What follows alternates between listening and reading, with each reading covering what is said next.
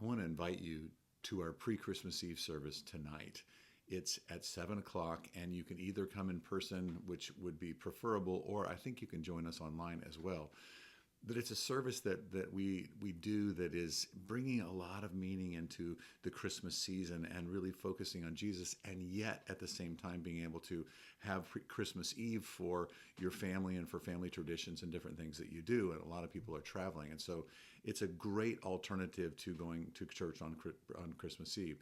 The story goes like this: that we were when we first started the Springs years and years ago, 30 years ago, they would not let us have a custodian or let us have the Ronald Reagan Sports Park. That's where we were meeting, the rec center there. They would not let us meet there on Christmas Eve because they didn't want to pay the overtime for a custodian. And so what ended up happening is they said, but you could meet the night before.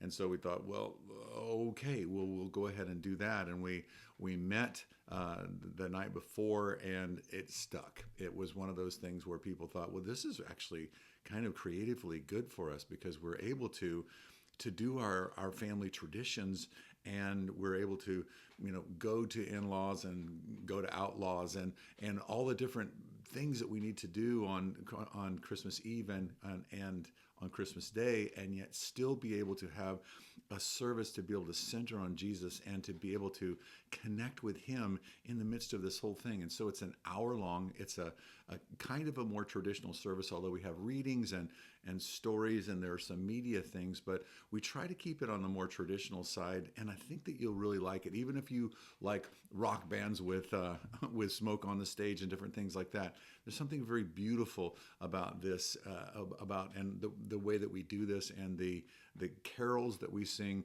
with live fire, with candles at the end of the service is unforgettable. Again, I want to invite you to come to that. It's a great way to actually sort of inaugurate this next 3 days of Christmas celebration. Come and join us tonight.